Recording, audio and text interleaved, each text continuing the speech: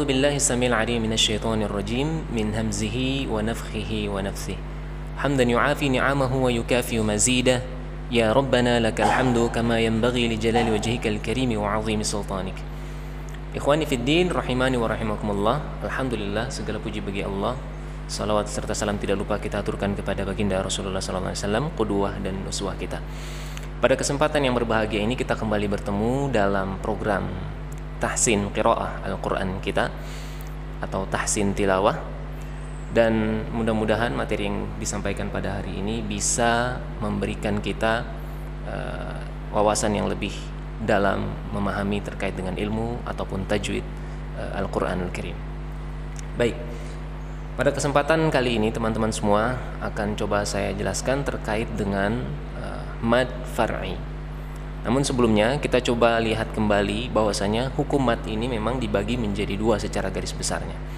Yang pertama adalah mad tabi'i atau mad asli. Yang kedua adalah mad far'i. Nah, kunci untuk mengetahui mad far'i, karena mad far'i ini secara bahasa artinya adalah cabang ya, atau bermacam-macam. Artinya dalam kasusnya ketika mad far'i ini kita bahas, itu kita akan temukan ada sekitar 14 macam mad di sana. Nah, bagaimana salah satu cara yang memudahkan kita untuk memahami atau mengetahui mad far'i itu seperti apa saja?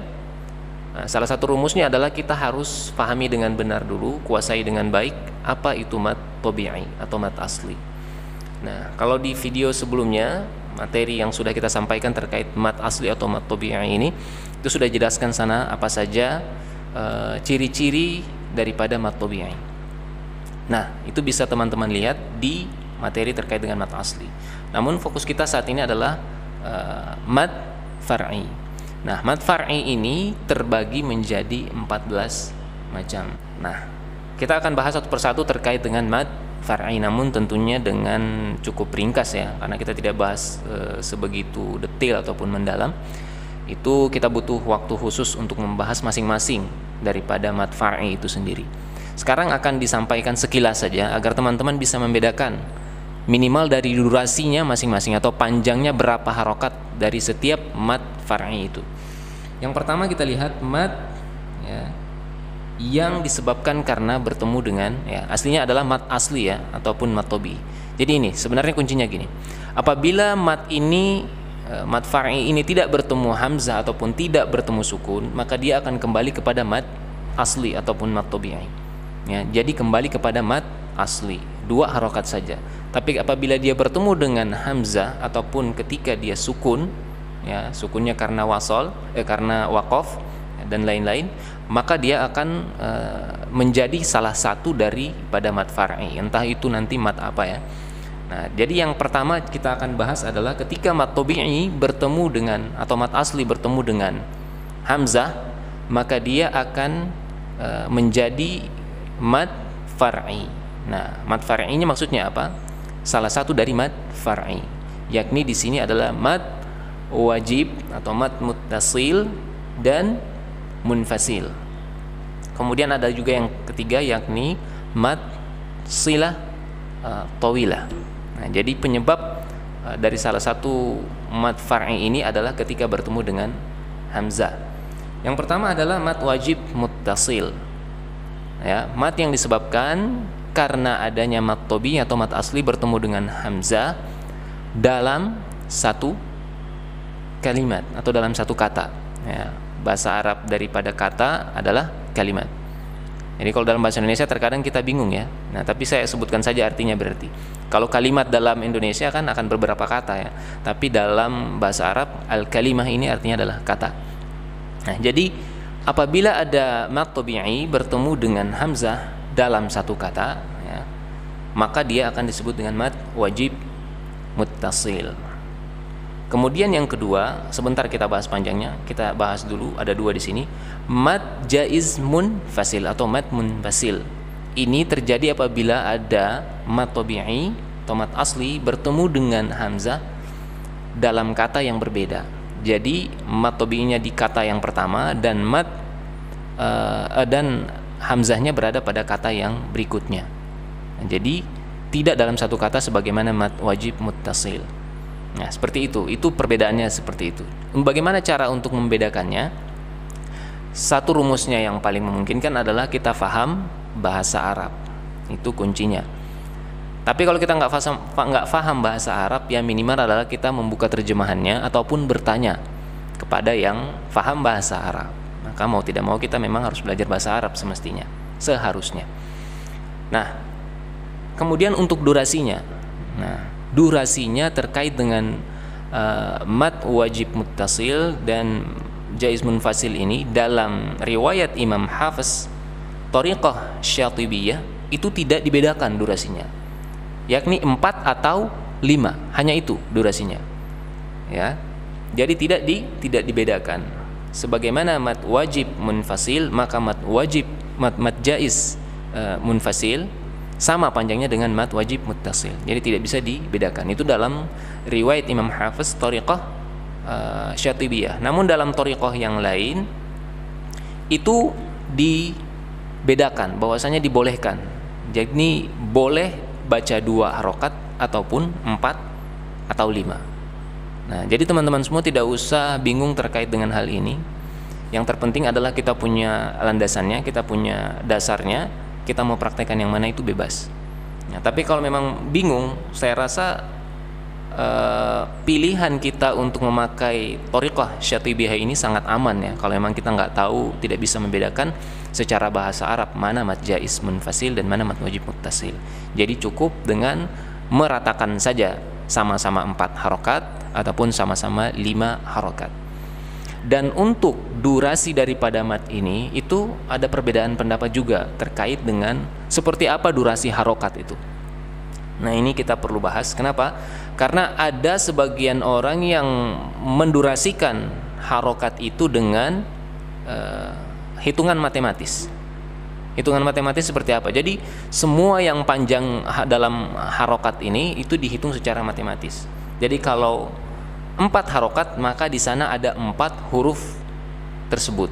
Contoh, ketika huruf yang berbaris huruf jim ini dalam kondisi mad wajib umpamanya, kita pakai 4 sampai dengan 5, taruhlah 4 harokat ya. Maka huruf jim ini berarti ada 4 jim di sana. Jadi cara hitungnya gimana?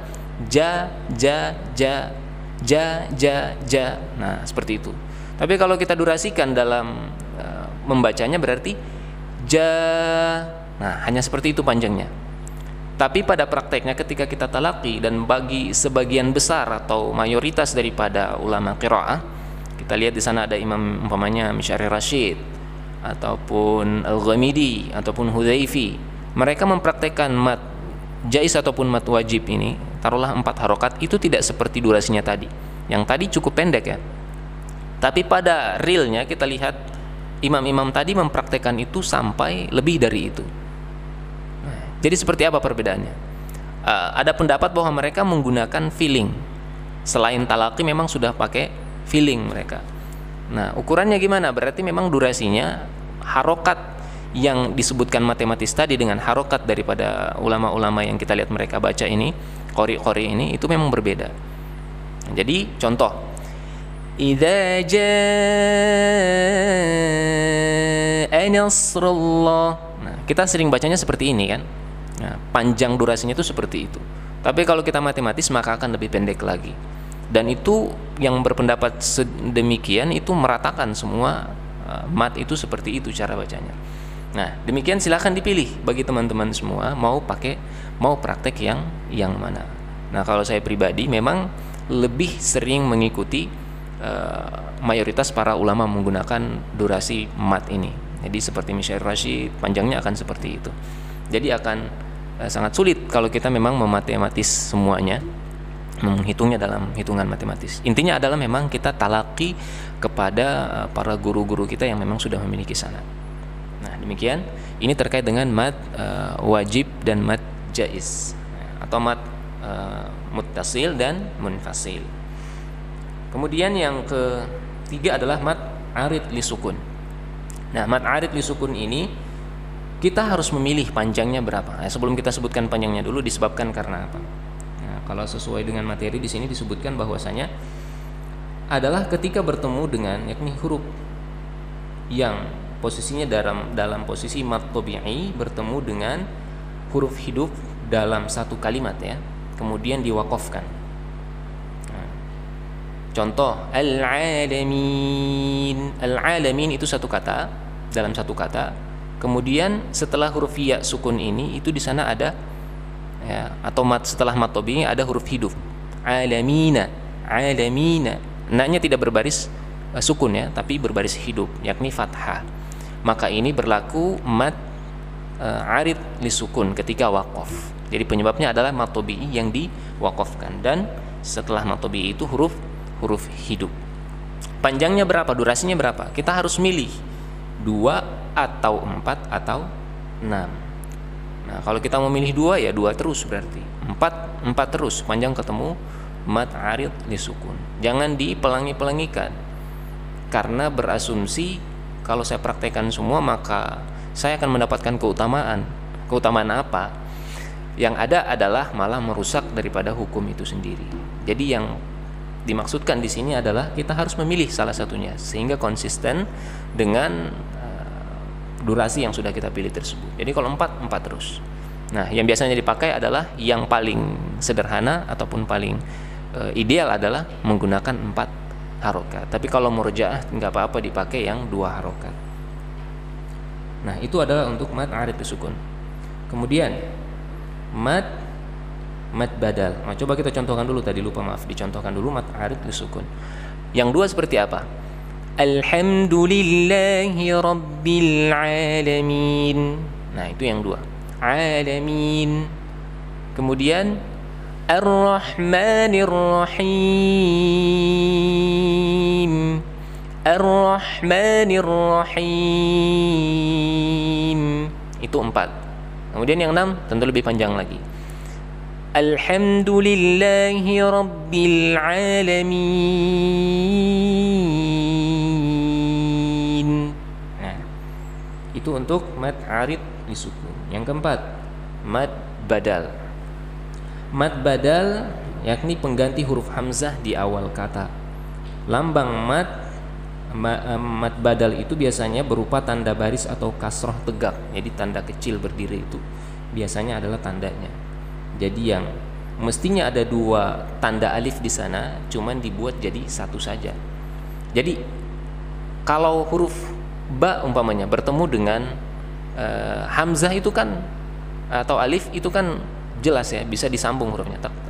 Nah, sekarang kalau umpamanya alif ketemu dengan alif atau hamzah ketemu dengan alif, ya, bagaimana penulisannya? Tentu secara penulisan tidak bisa ditulis 2 alif di sana.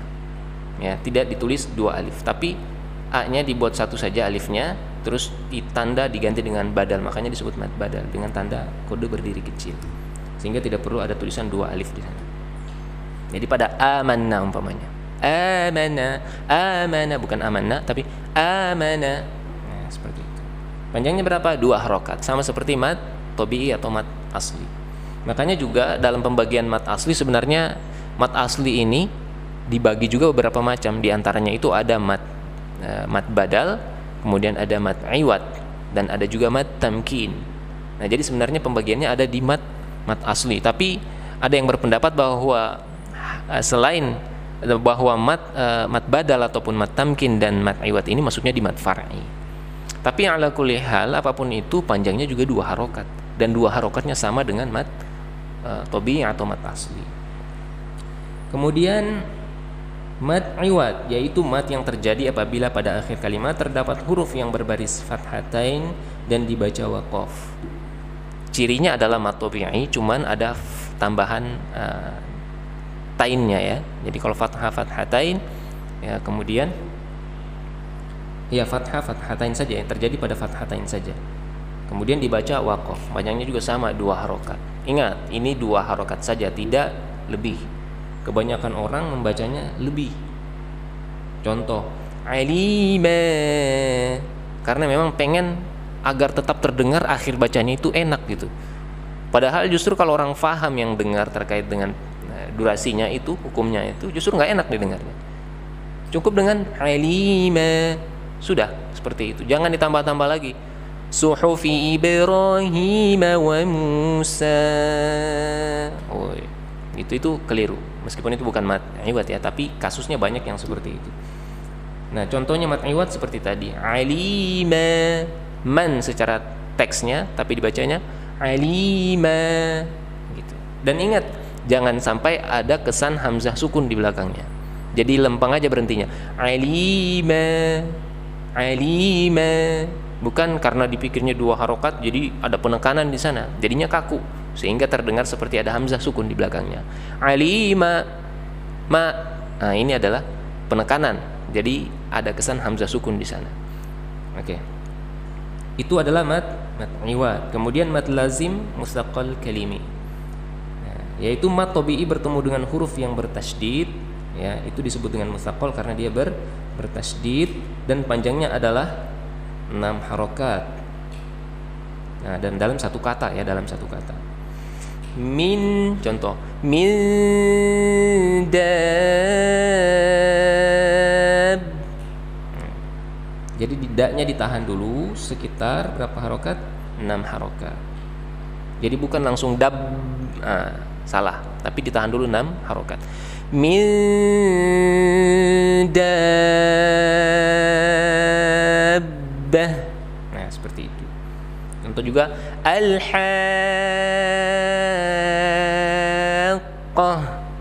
Nah, ini. Itu mat lazim mustaqal kalimi. Kemudian berikutnya ada mat lazim mukhaffaf kalimi. Ya, yakni mat tabi'i bertemu dengan huruf sukun atau mati, panjangnya adalah 6 harokat. Contoh di sini adalah al-ana. Nah, seperti itu. Kemudian itu mat lazim mukhaffaf kalimi, 6 harokat ya. Intinya durasinya samakan saja kalau ada 6 harokat ataupun 4 harokat. Cuman proses cara bacanya yang perlu diperhatikan. Bukan al-ana tapi al-ana. Kemudian mat lazim harfi mushba.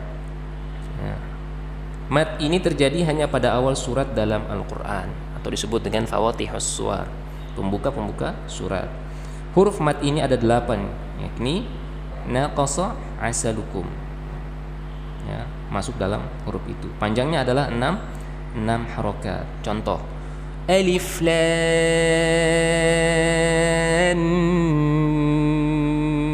mim.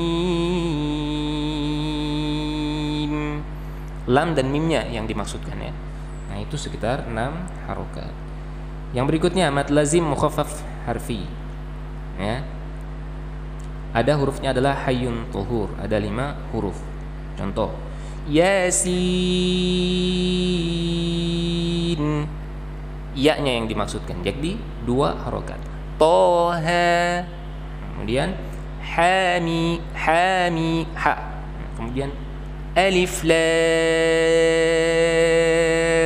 ro 2 harokat, semuanya 2 harokat. Kemudian mat layin.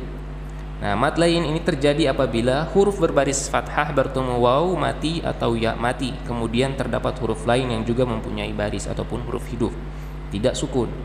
Panjang mat ini adalah 2 sampai dengan 6 harokat, atau milih 2 atau 6 harokat. Ada juga yang menyebutkan bahwasanya panjangnya 4 harokat, makanya ditaruh 2 sampai 6 ya, 2 sampai 6 harokat. Tapi ingat, dia sama seperti mat arid disukun, kalau udah milih satu ya harus pakai satu terus dalam sekali baca. Jadi jangan dipelangi-pelangikan. Ya. Kemudian contohnya seperti apa? Man khauf, man khauf. Jadi langsung masuk ke huruf wawnya. Man khauf hadzal bait. Nah, itu untuk mat layin. Kemudian mat silah qasirah.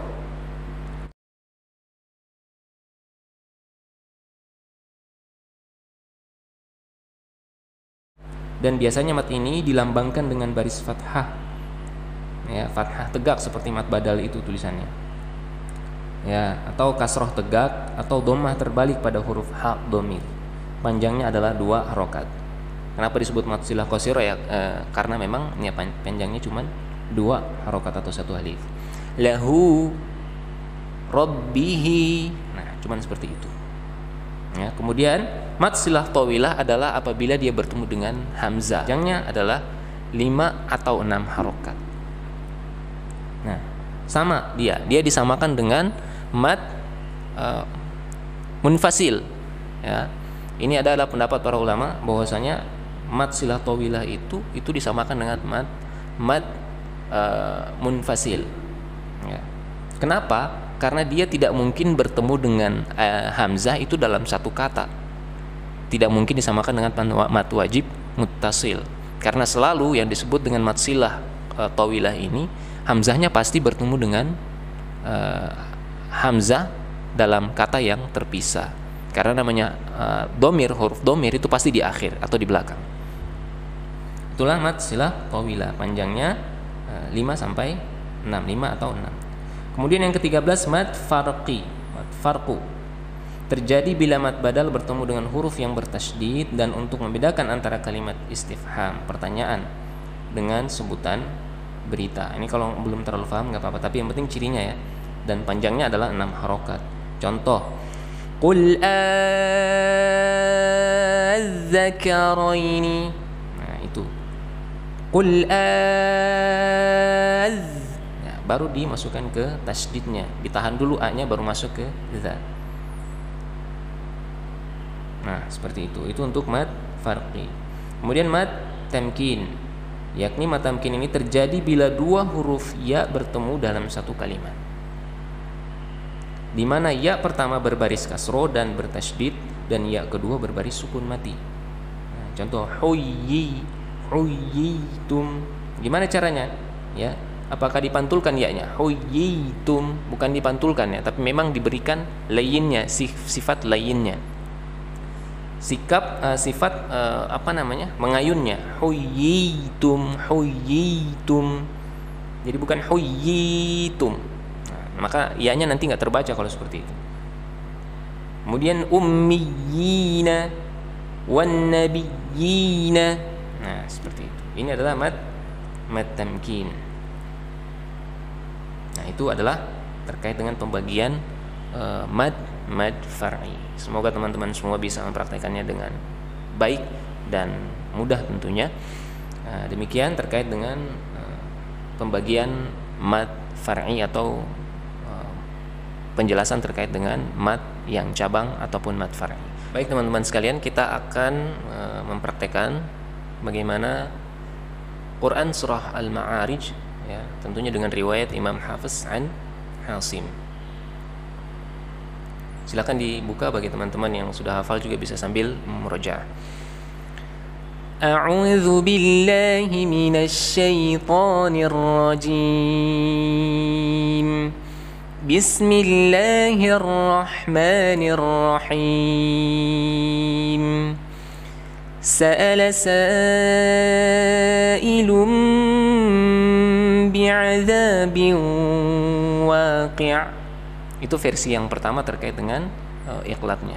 Tapi yang sering digunakan atau dalam talaqi kita akan menemukan yang seperti ini. Sa'ala sa'ilun